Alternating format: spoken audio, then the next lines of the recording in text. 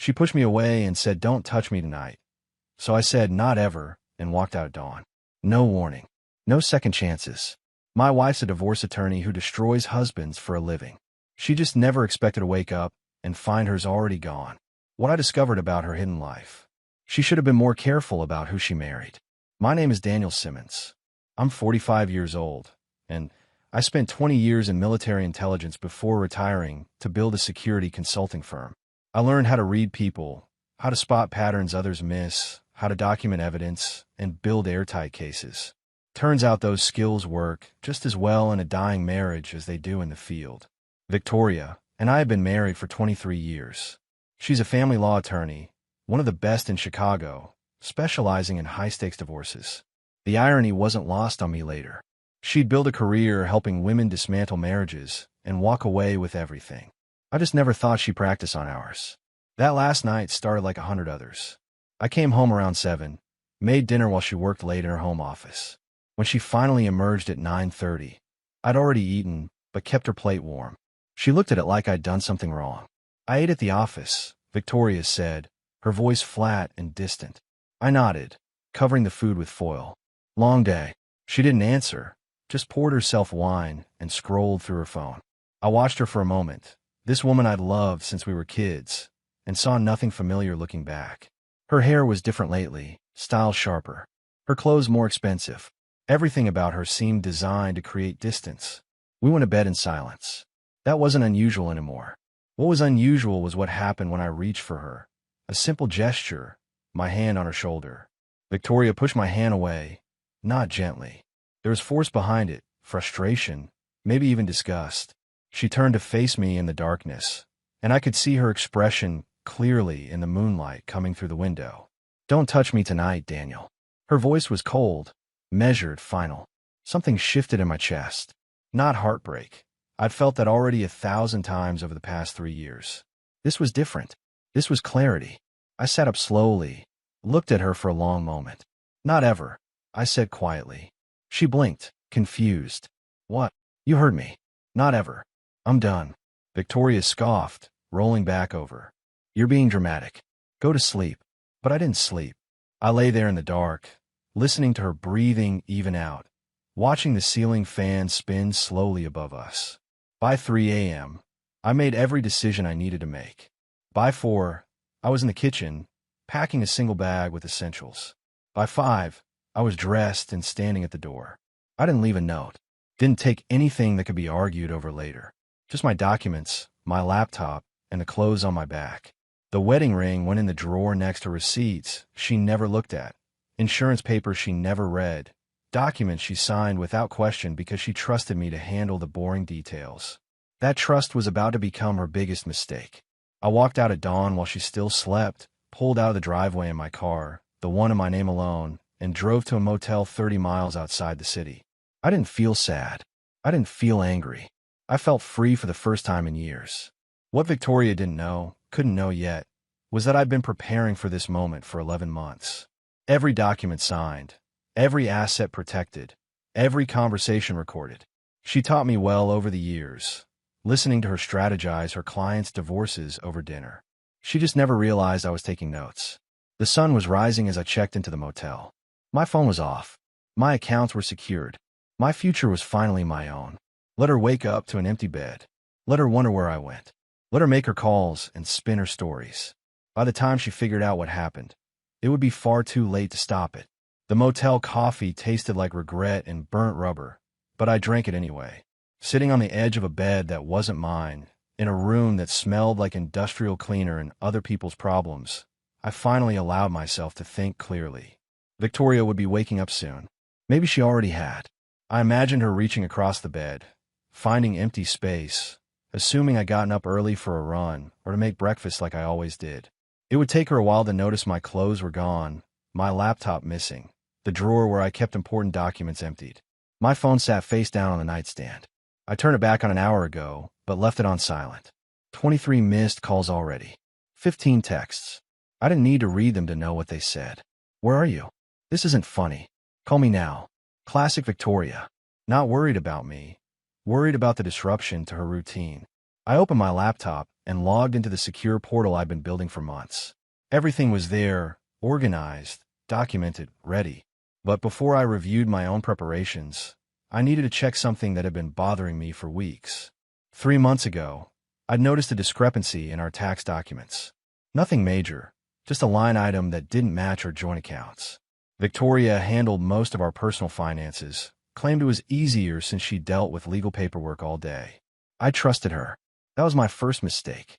I'd spent the last 12 weeks quietly digging, using skills the military had taught me about following paper trails. What I found was a separate account at a different bank. An account Victoria had opened 4 years ago in her name only. An account she'd been steadily funding from her bonuses and partnership distributions. $147,000. Hidden. Prepared. Insurance. She'd been planning her exit long before I started planning mine. I stared at the account statements I'd obtained through less than legal means, feeling something cold settle in my chest. Not anger, just clarity. She'd been methodically preparing to leave me while I cooked her dinners and waited up for her and believed her lies about late meetings. The irony was almost funny. We'd both been preparing to abandon ship, both gathering supplies and plotting escape routes. But I'd been more thorough. My phone buzzed. Victoria again. This time she'd left a voicemail. I debated listening, then figured why not. Might as well know what story she was telling herself. Her voice came through, sharp and irritated. Daniel, I don't know what kind of game you're playing, but it's not cute. You need to come home. We have the Henderson meeting tomorrow, and I need you to review the security assessment for their estate. Call me back. Not where are you? Are you okay? What's wrong? Just logistics. Business. The meeting she needed me for. I deleted the voicemail and pulled up the file marked evidence. Inside were 11 months of documentation. Not just financial records, but something more damaging. Something I'd started recording after a conversation with Jake, my best friend, who'd pulled me aside 6 months ago and told me something that changed everything. Victoria had tried to seduce him at the company Christmas party 2 years ago. Jake hadn't told me at first, wanting to protect me, hoping it was just drunken stupidity she'd regret. But when he saw how cold things had gotten between us, how she treated me like furniture instead of a husband, he couldn't stay quiet anymore. I'd started recording after that. Not illegally, not with hidden cameras, but simply documenting my own experiences in my own home. Video journals, essentially. Me talking to a camera in my office about what happened each day. Her dismissals. Her coldness. The nights she pushed me away. The moments she spoke to me with contempt. 27 recordings in total. Each one time-stamped. Each one showing a man slowly realizing his marriage was already over. My phone buzzed again. This time it was a text from Emily, our daughter. Dad, Mom says you left for a business trip without telling her. She seems upset. Everything okay? So that's the story Victoria was spinning. A business trip. Unannounced. Inconsiderate. I typed back carefully. Everything's fine, sweetie. Just needed some space to think. How are your classes? Deflect. Protect. Let Victoria manage her narrative for now. Emily didn't need to be in the middle of this yet. But she would be eventually. They all would be. I closed the laptop and looked around the small motel room. This wasn't where I'd stay long-term, just a waypoint. Tomorrow I'd move to something more permanent, somewhere Victoria couldn't easily find me. I had work to do, documents to file, lawyers to meet, a strategy to execute. Victoria thought she was the expert at divorce. She'd handled hundreds of cases, dismantled dozens of marriages, taught countless women how to protect themselves financially. But she'd never faced an opponent who'd spent 20 years in intelligence operations. She was about to learn the difference. The law firm of Garrison and Associates occupied the 14th floor of Glass Tower in downtown Chicago. I'd chosen them carefully, 3 months of research before I made the first call. Martin Garrison was known for 2 things: discretion and winning. He was waiting when I arrived, mid-50s, gray hair, suit that cost more than most people's monthly rent. We shook hands, and he gestured to a chair across from his desk. Mr. Simmons, Garrison said, opening a folder. I've reviewed the preliminary documents you sent. Quite thorough. 20 years in military intelligence teaches you to document everything. He smiled slightly. Your wife is Victoria Simmons, partner at Whitfield and Ross, family law specialist. You know her. Of her. She's formidable in court. Aggressive. very protective of her client's interests. He paused. This won't be a simple dissolution. I'm not looking for simple. I'm looking for complete. Garrison pulled out the financial documents I provided. The hidden account in her name. $147,000. You obtained these statements how? Does it matter? It might, depending on how she responds. But let's set that aside. You've also documented systematic asset protection over the past 11 months. Property transfers, account separations, beneficiary changes. All signed by her. Everyone. She never read them, just signed where I asked.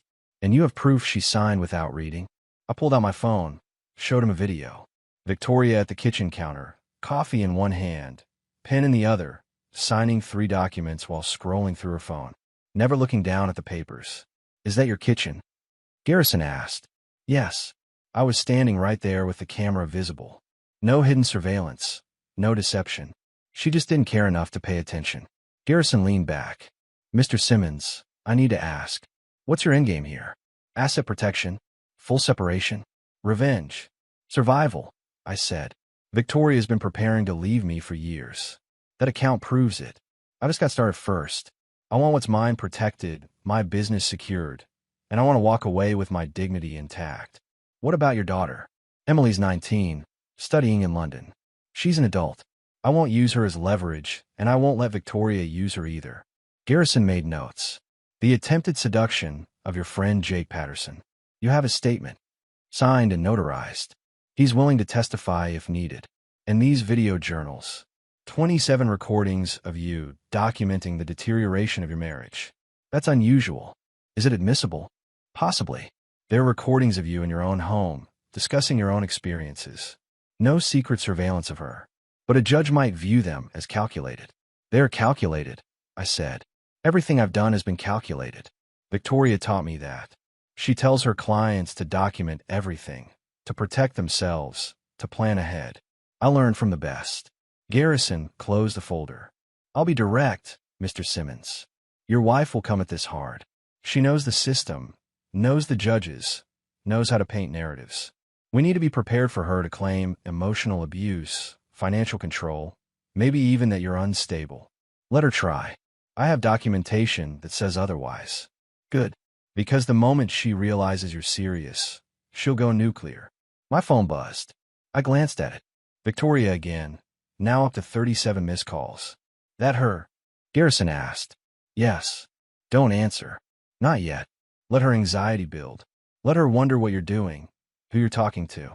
The longer she's in the dark, the more mistakes she'll make. I nodded, turning the phone face down. Garrison stood, extending his hand.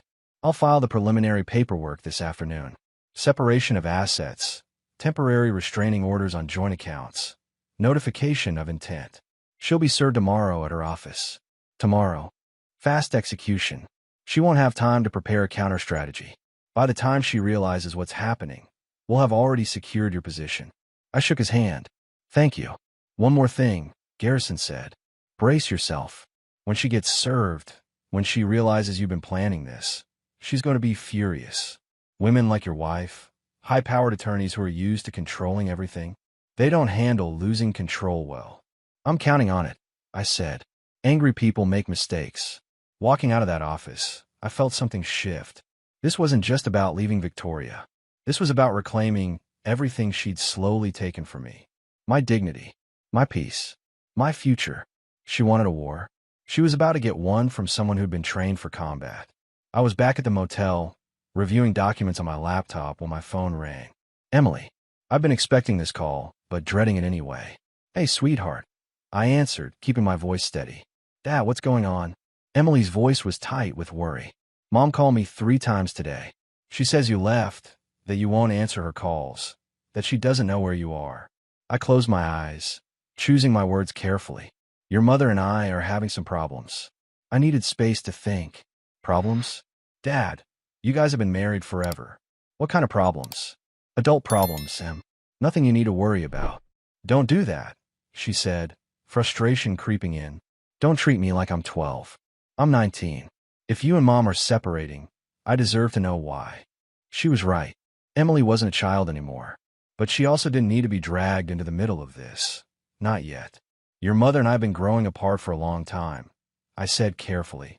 She's been focused on her career. I've been focused on mine. Somewhere along the way, we stopped being partners and started being roommates. Then we stopped being even that. So you just left? Without talking to her? I tried talking. For years. She stopped listening a long time ago. Silence on the other end. Then, quietly, she said, you're having some kind of breakdown. That you're not yourself. There it was. Victoria's narrative, already being deployed. Paint me as unstable, as irrational, as someone who couldn't handle life, and just snapped. Do I sound like I'm having a breakdown? I asked. No, Emily admitted. You sound calm. Really calm, actually, which is almost scarier. I'm not breaking down, sweetheart. I'm breaking free. There's a difference. Mom said you took important documents, that you emptied drawers, that you're hiding something. I took my personal documents, my passport, my financial records, my business files, things that belong to me. She makes it sound like you stole something. I'm sure she does. Another pause. Dad, are you guys getting divorced? The question hung in the air between us. This was the moment. I could deflect again, buy more time, let Emily stay in the dark a little longer. Or I could give her the truth. Probably, I said. Yes. I heard her breath catch. God, I didn't think. I mean, I knew things weren't great, but we're good at pretending, your mother and I. We've been pretending for a long time. Does she know that you want a divorce? She will soon. What does that mean?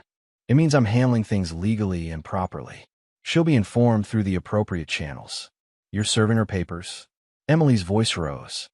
Dad, you can't just ambush her like that. Your mother is a divorce attorney. She knows exactly how this works. She's done it to dozens of husbands. She won't be surprised by the process. But she'll be surprised at you doing it. Good. She should be. Maybe she'll finally understand what it feels like to be dismissed and ignored. That's not fair, Dad. Fair. I felt anger rise for the first time. You want to talk about fair? Your mother has been emotionally checked out of our marriage for 3 years. She treats me like I'm an inconvenience, like I'm in her way. She stopped touching me, stopped talking to me about anything that matters, stopped seeing me as a person. But I'm supposed to be fair. Silence. Then Emily said quietly, I didn't know it was that bad. That's because we didn't want you to know. We kept it away from you. Let you focus on school, on your life in London. But yeah, Em, it's been that bad. What do you want me to do? Nothing, I said firmly. This is between your mother and me. You don't take sides. You don't get involved. You're our daughter, and we both love you. That doesn't change no matter what happens between us. She's going to ask me things. Where you are, what you said. Then tell her the truth. Tell her I said we're having problems, and I needed space. Don't lie for me, and don't lie for her. Just be honest. Okay, Emily said softly. Then, Dad, are you going to be okay? Yeah, sweetheart. I'm going to be fine. Better than fine, actually. After we hung up, I sat in the darkening motel room and felt the weight of that conversation. Emily deserved better than parents who couldn't make it work. But she also deserved the truth. I was having coffee 3 blocks from Victoria's office when Garrison texted. Done. 10:47 a.m. The process server had just handed Victoria her divorce papers in front of her colleagues. I imagined her face, the shock turning to rage, her carefully maintained control shattering publicly. My phone buzzed. Victoria's name. I let it ring through. Then immediately another call. Then another. 6 calls in 4 minutes. The text started. You served me at work. At work. Everyone saw. My partner saw.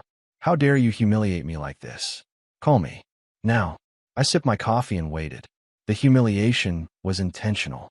Victoria had always said serving papers at work created pressure for quick settlements. I'd learned from the best. My phone rang again. Brad Thompson, her law partner, the one she'd been having emotional dinners with, laughing about how boring I was. I answered. Daniel Simmons. Daniel, it's Brad Thompson. Victoria just received some documents, and she's quite upset. Perhaps we could discuss this rationally. There's no misunderstanding, Brad. Those documents are clear. Asset separation, restraining orders, intent to dissolve the marriage. Serving her at work was unnecessarily cruel. Was it? She served dozens of men at their workplaces. She told me it was strategic. I learned that from her. Silence. Then Brad's voice hardened. Victoria has resources. Connections throughout Chicago's legal system.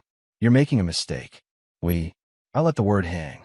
Why would her law partner be threatening me personally? Unless there's something more going on between you two. I don't know what you're insinuating. Don't you? I have documentation, Brad. Emails. 17 dinner receipts over 14 months. All on the firm's expense account. That's a lot of business dinners. The silence stretched. Ask Victoria if I'm the bluffing type, I said. 20 years in military intelligence taught me to gather evidence before making claims. I hung up. My phone exploded with Victoria's texts. You have no idea what you've done. I will destroy you in court. I'll make sure Emily knows what kind of man you really are. That last threat crossed a line. Using our daughter as a weapon. I typed one response. See you in court.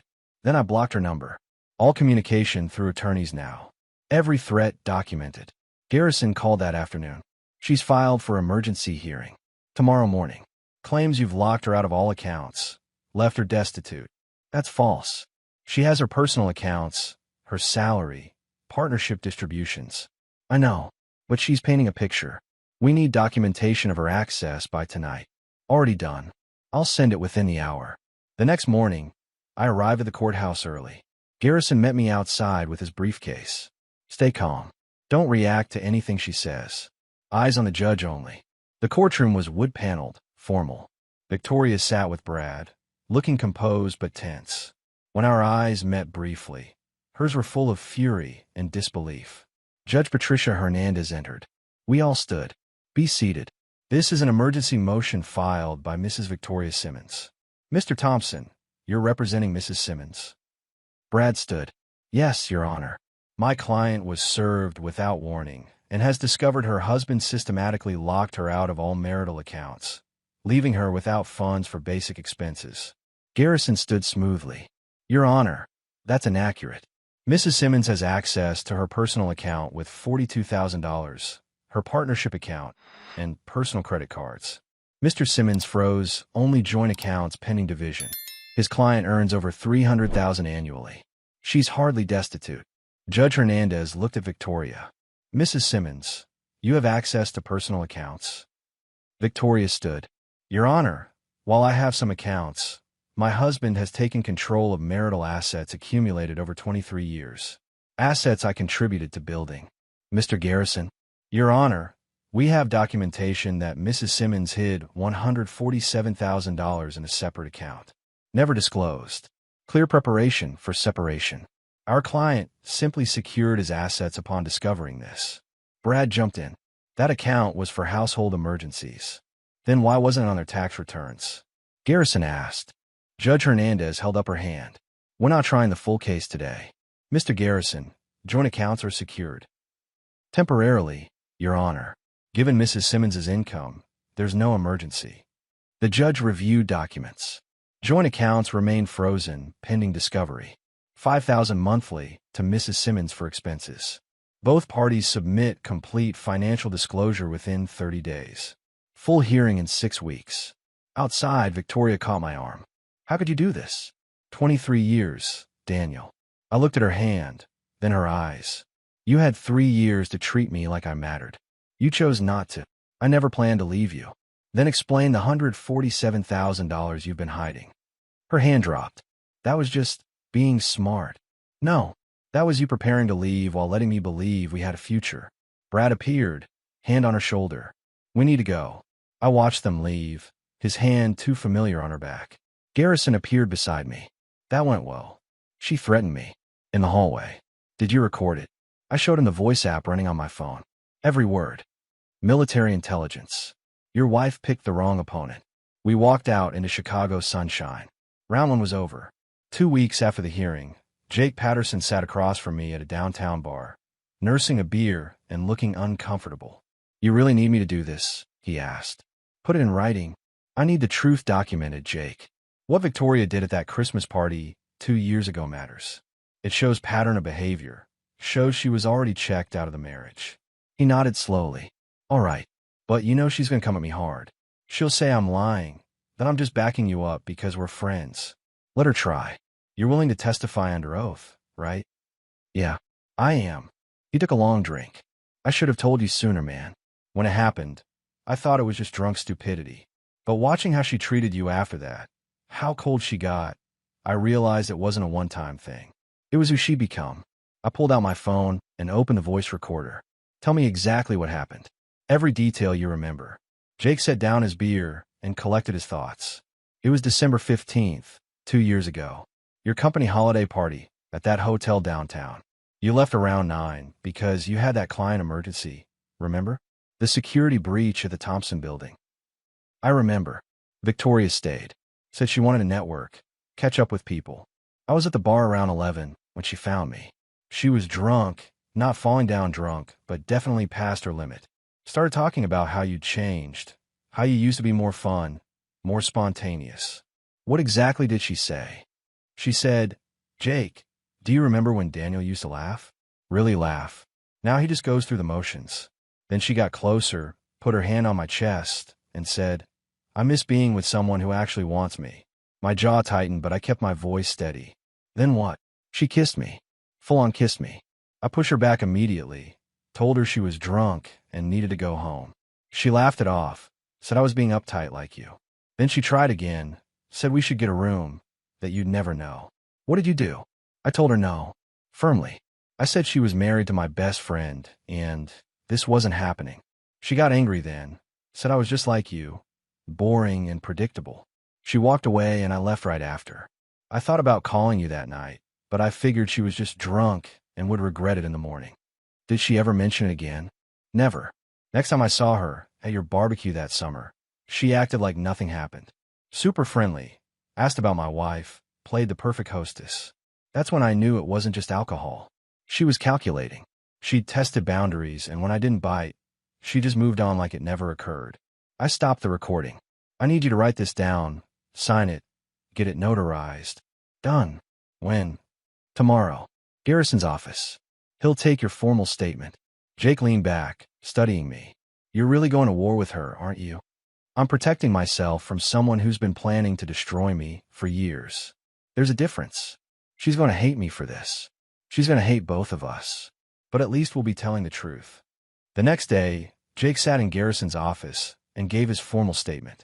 Every word recorded, transcribed, notarized. Victoria's attempt to seduce my best friend, documented and ready for court. Garrison reviewed it and smiled. This is good. Really good. It establishes she was emotionally unfaithful, that she was actively trying to cheat, and it shows her contempt for the marriage 2 years ago. Combined with the hidden money, it paints a clear picture. When do we use it? Not yet. Let Victoria build her case. Let her claim she's the victim, that you're controlling and cruel.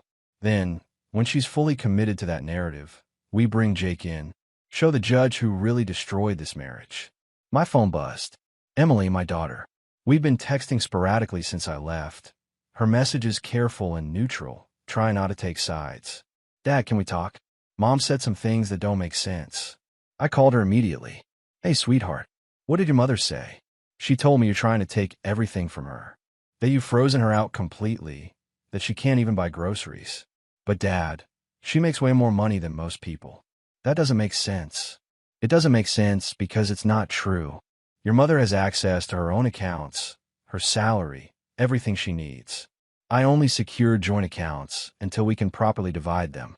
She also said you're spreading lies about her, trying to ruin her reputation. I'm not spreading anything, Em. I'm documenting facts. There's a difference. What facts? I hesitated. How much should Emily know? She was 19, an adult, but still our daughter. Your mother has been preparing to leave me for years. She hid money. She pulled away emotionally. She stopped treating me like a partner. When I finally had enough and left, she got angry that I left first.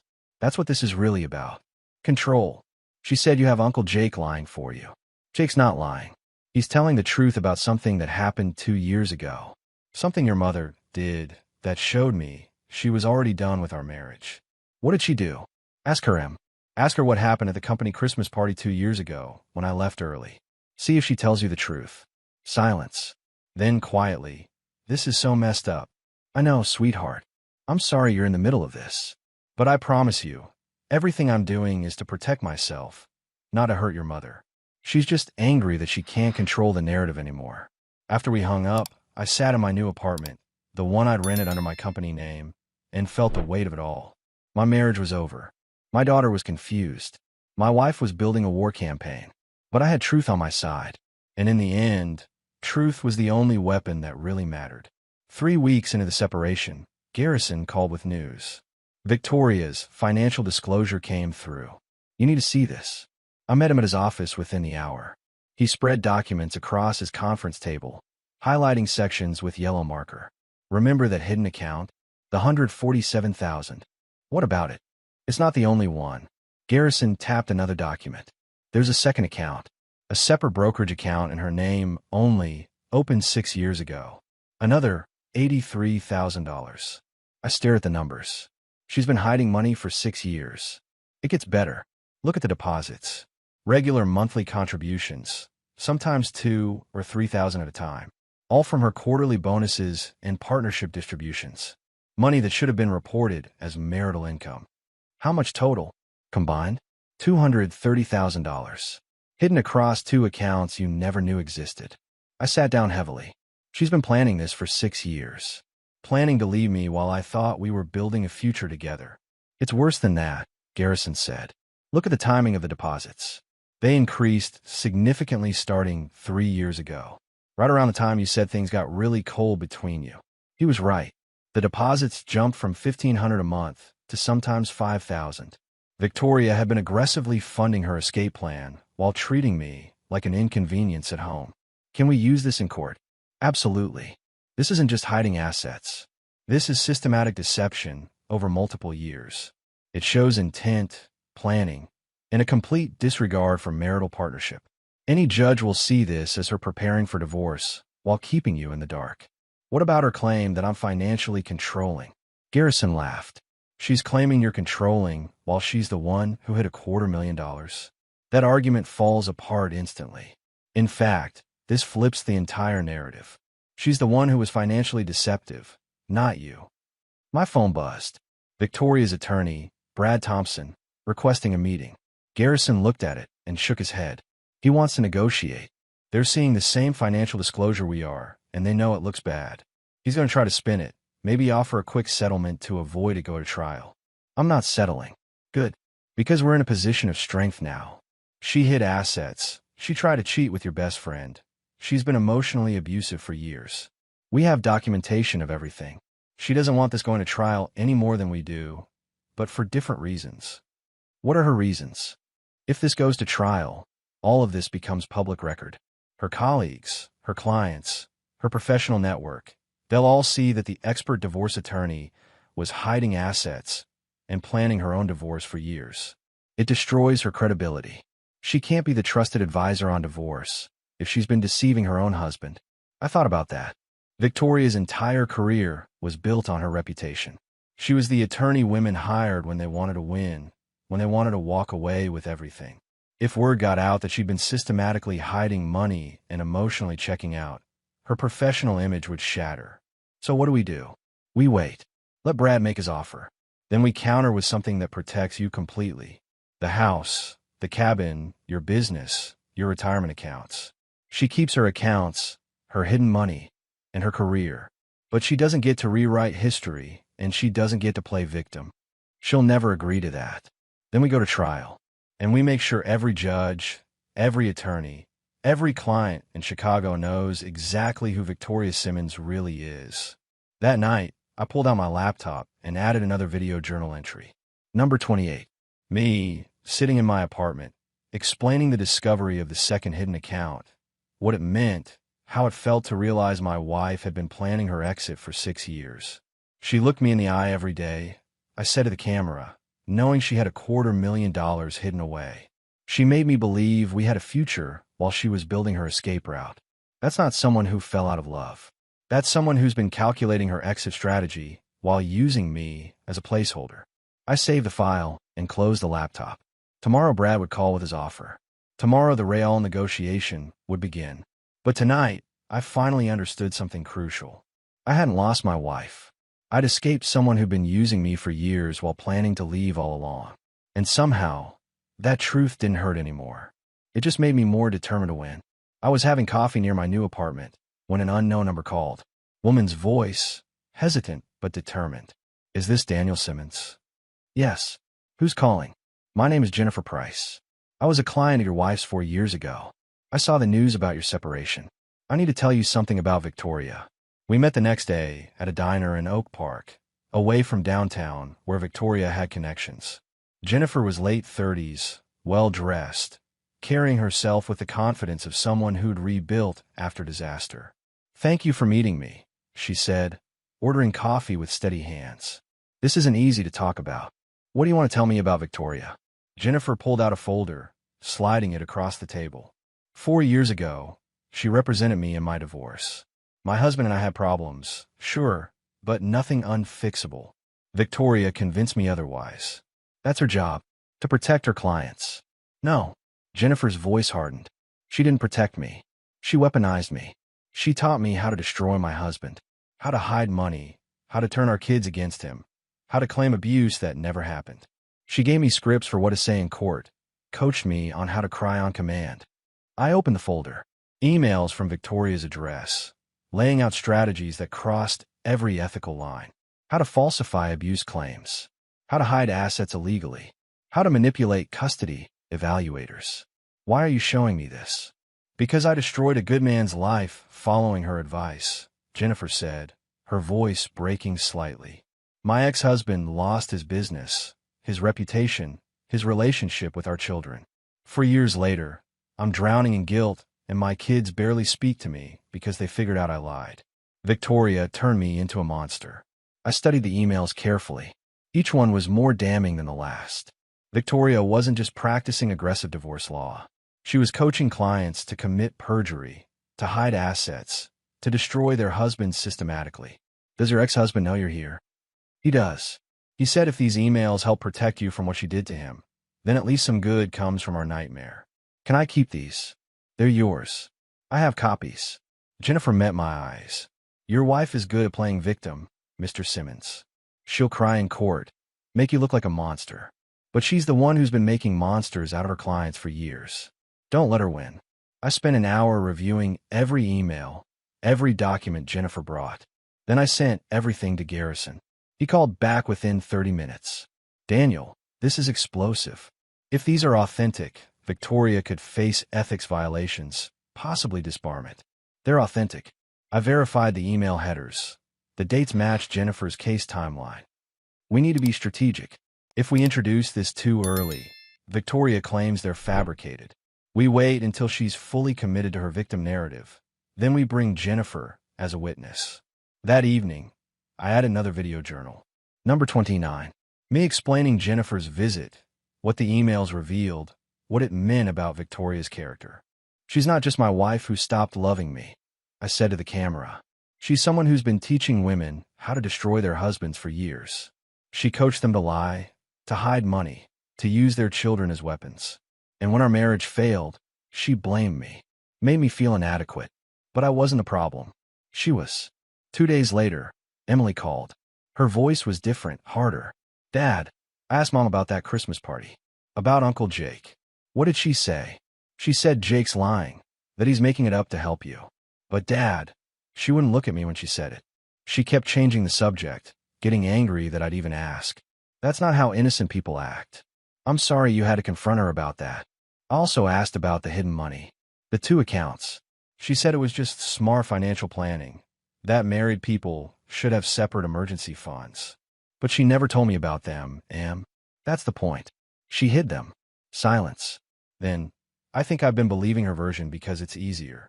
Because accepting that Mom's been lying for years means our whole family was built on something fake. Not fake, sweetheart. Just broken. People break. Marriages end. That doesn't mean the good years weren't real. Were the good years? I thought about that. Yeah, there were. Before she became who she is now. But the woman I married, the woman who laughed and dreamed and made plans with me, she's been gone for a long time. After we hung up, I sat watching the sunset through my apartment window. Emily was starting to see the truth. That hurt, knowing our daughter had a face who her mother really was. But it was necessary. Tomorrow Garrison would file Jennifer's testimony. Tomorrow the real war would begin. But tonight, I felt something I hadn't felt in years. Not just peace. Vindication. Proof that my instincts weren't wrong, but the coldness and manipulation weren't my imagination. Victoria had shown me exactly who she was. I'd just been too loyal to believe it until I had no choice. The final hearing was scheduled for a Wednesday morning in late October. 8 months after I'd walked out. 8 months of legal battles, discovery fights, and Victoria's increasingly desperate attempts to control the narrative. Garrison met me outside the courthouse, carrying 2 briefcases. She wants to settle. Brad called this morning. They're willing to negotiate before we go in front of Judge Hernandez. What are they offering? She keeps the house, you keep the cabin and your business. Assets split 50-50. She drops all claims of financial abuse if you drop Jake's testimony and Jennifer's emails. No, I told them you'd say that. So here's our counter. You keep the cabin, your business, your retirement accounts, and the vehicles. She keeps her hidden accounts, all $230,000, her partnership in the firm, and her professional reputation. But she signs a statement admitting the accounts were hidden, and she doesn't contest anything publicly. She'll never agree. Let's find out. We entered the courthouse. Victoria was already there with Brad, looking tired and smaller somehow. 8 months of fighting had worn her down, stripped away the polish. When she saw me, something flickered in her eyes. Not anger anymore. Something closer to resignation. Judge Hernandez called us into her chambers for a preliminary discussion. I understand there's a settlement proposal. Garrison laid out her terms. Victoria listened, her face carefully neutral. When he finished, she looked at Brad, who nodded slightly. We'll agree, Victoria said quietly, with one condition. The videos, all 29 of them, stay sealed.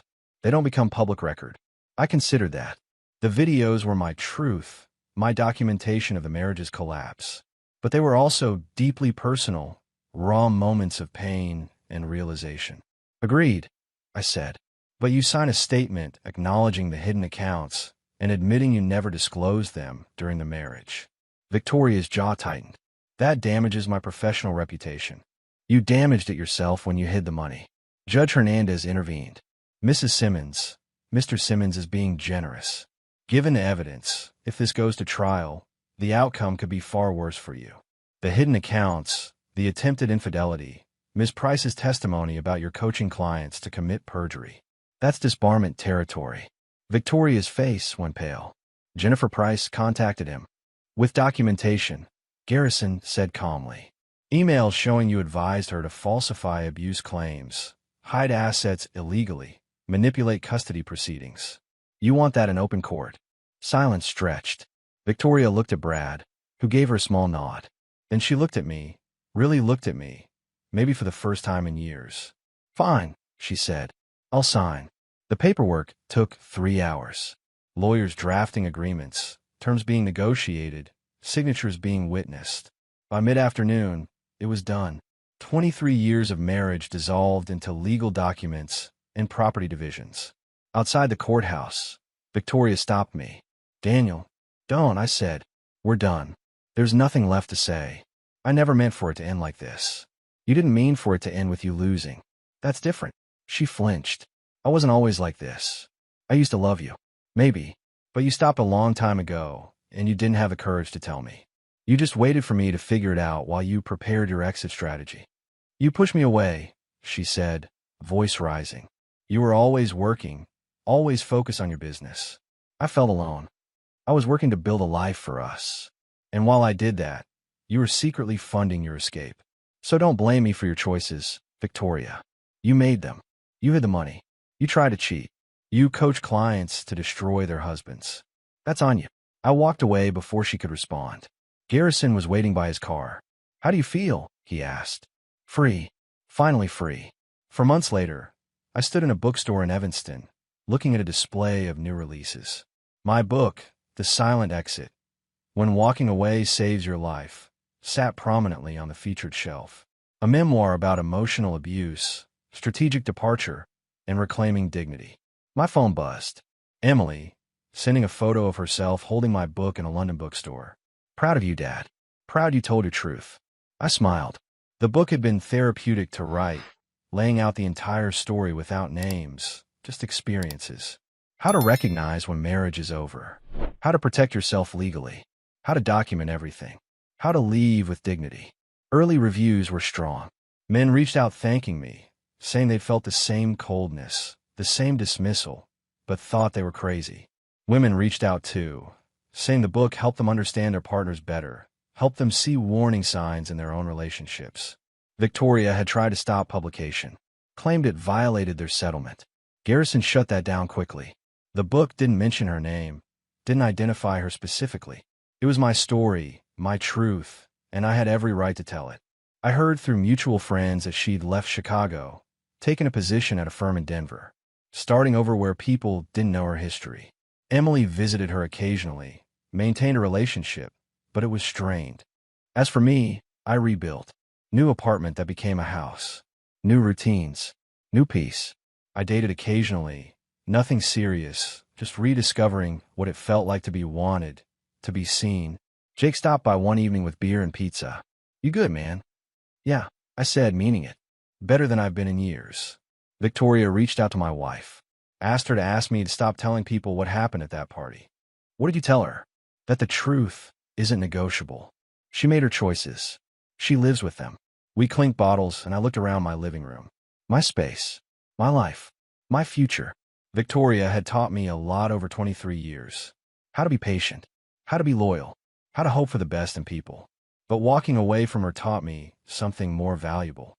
How to recognize when loyalty becomes self-destruction.